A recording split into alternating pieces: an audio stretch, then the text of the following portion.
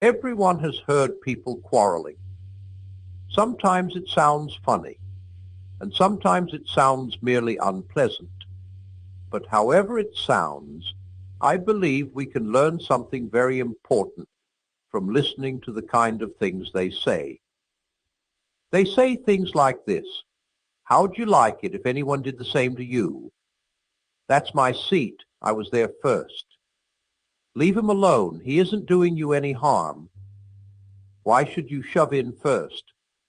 Give me a bit of your orange. I gave you a bit of mine. Come on, you promised." People say things like that every day. Educated people as well as uneducated, and children as well as grown-ups. Now, what interests me about all these remarks is that the man who makes them is not merely saying that the other man's behavior does not happen to please him. He is appealing to some kind of standard of behavior which he expects the other man to know about. And the other man very seldom replies, "To hell with your standard." Nearly always he tries to make out that what he has been doing does not really go against the standard, or that if it does, there is some special excuse. He pretends there is some special reason in this particular case why the person who took the seat first should not keep it, or that things were quite different when he was given the bit of orange, or that something has turned up which lets him off keeping his promise. It looks, in fact, very much as if both parties had in mind some kind of law or rule of fair play or decent behavior or morality or whatever you like to call it, about which they really agreed. And they have. If they had not, they might, of course, fight like animals, but they could not quarrel in the human sense of the word. Quarreling means trying to show that the other man is in the wrong, and there would be no sense in trying to do that unless you and he had some sort of agreement as to what right and wrong are. Just as there would be no sense in saying that a footballer had committed a foul unless there was some agreement about the rules of football. Now, this law or rule about right and wrong used to be called the law of nature. Nowadays, when we talk of the laws of nature, we usually mean things like gravitation or heredity or the laws of chemistry. But when the older thinkers called the law of right and wrong the law of nature, they really meant the law of human nature. The idea was that just as all bodies are governed by the law of gravitation and organisms by biological laws, so the creature called man also had his law, with this great difference that a body could not choose whether it obeyed the law of gravitation or not, but a man could choose either to obey the law of human nature or to disobey it. We may put this in another way. Each man is at every moment subjected to several different sets of law, but there is only one of these which he is free to disobey. As a body, he is subjected to gravitation and cannot disobey it. If you leave him unsupported in midair, he has no more choice about falling than a stone has. As an organism, he is subjected to various biological laws, which he cannot disobey any more than an animal can. That is, he cannot disobey those laws which he shares with other things.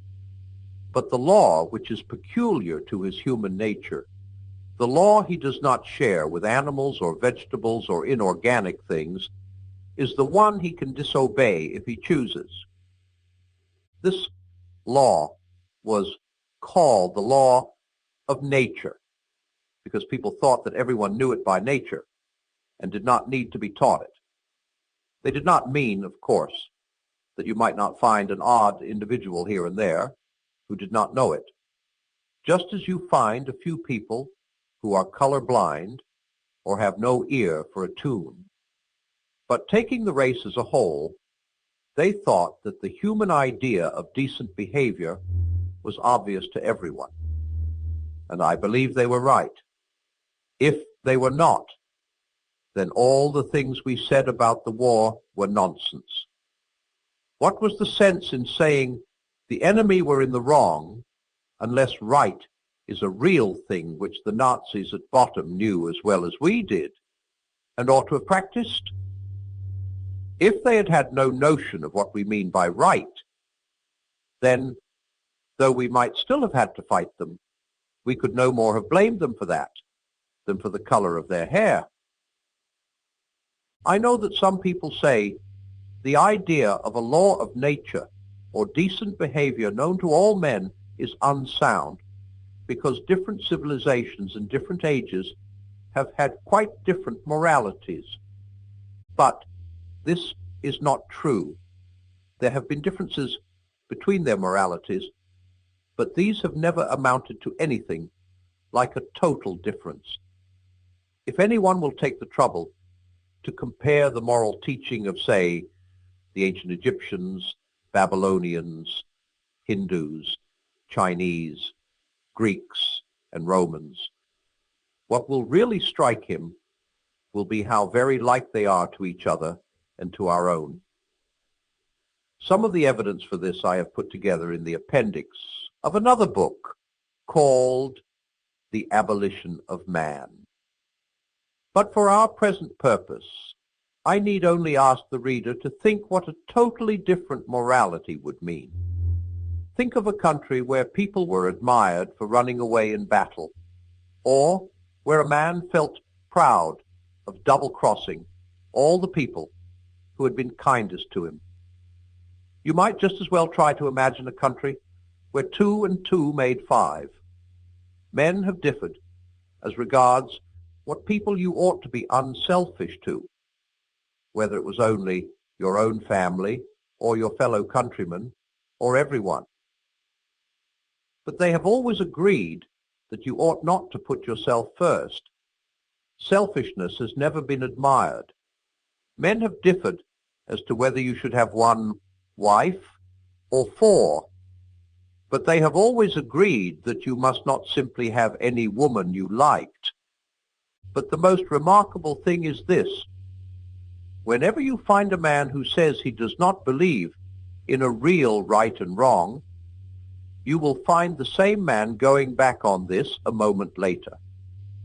He may break his promise to you, but if you try breaking one to him, he will be complaining, if S not fair, before you can say Jack Robinson.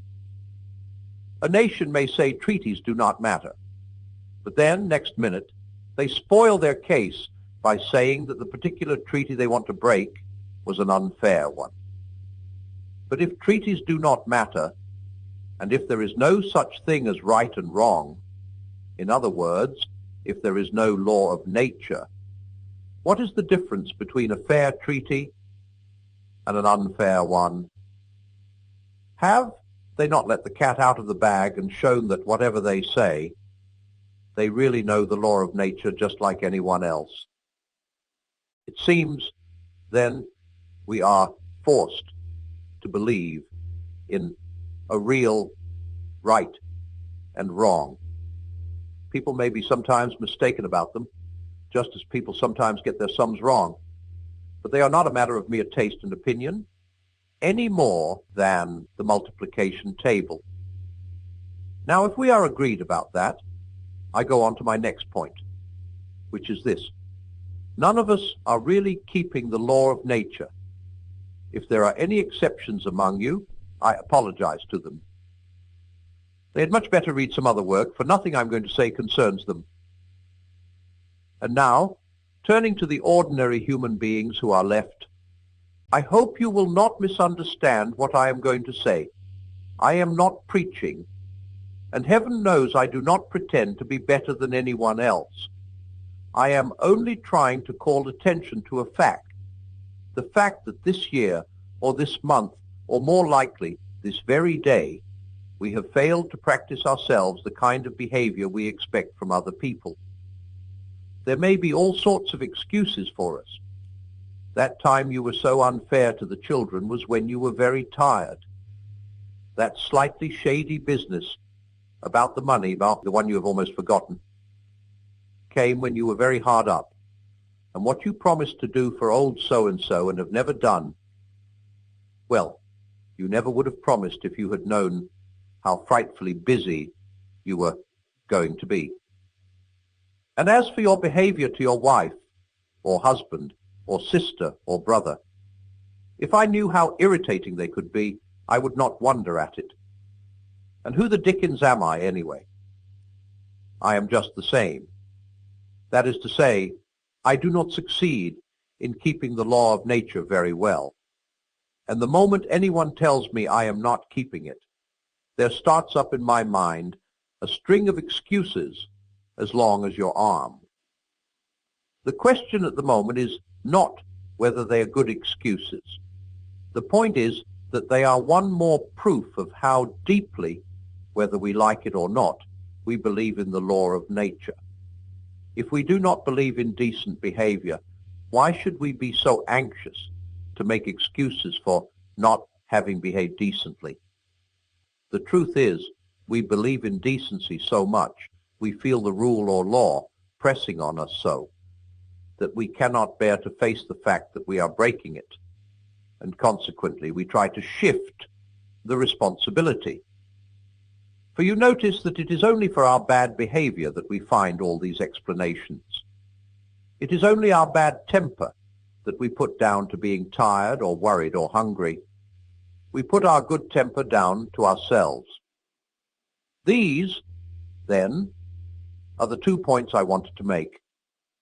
First, that human beings all over the earth have this curious idea that they ought to behave in a certain way and cannot really get rid of it. Secondly, that they do not, in fact, behave in that way. They know the law of nature. They break it.